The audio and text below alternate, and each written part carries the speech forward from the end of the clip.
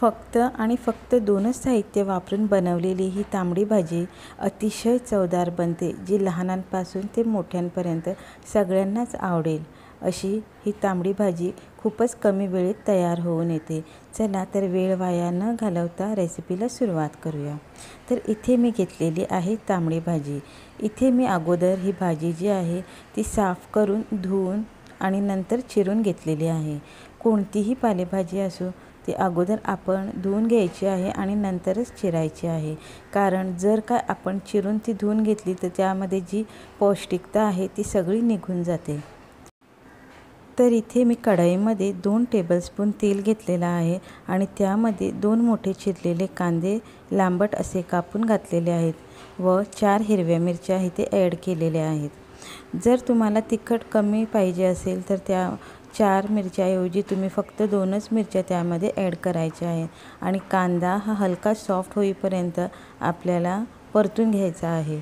तर इथे आपला कांदा जो आहे हलका सॉफ्ट झालेला आहे, तर आपण ह्यामध्ये जी चिरून ठेवलेली भाजी होती ती ॲड करायची आहे आणि ॲड केल्यानंतर व्यवस्थित आपल्याला ती परतून घ्यायची आहे। आणि भाजी बनवताना आपल्याला यामध्ये जरासुद्धा पाण्याचा वापर करायचा नाही। इथे मी भाजी जी आहे ती व्यवस्थित परतून घेतलेली आहे। त्यामध्ये आता आपण चवीपुरतं मीठ घालायचं आहे आणि मीठ घातल्यानंतर व्यवस्थित परत आपल्याला ही भाजी जी आहे ती परतून घ्यायची आहे।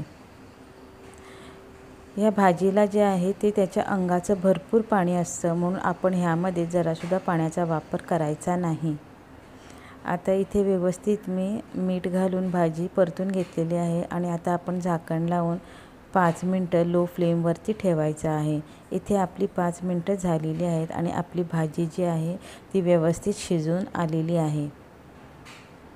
आता व्यवस्थित परत एकदा हे परतून घ्यायचं आहे आणि इथे आपली भाजी जी आहे ती तयार आहे।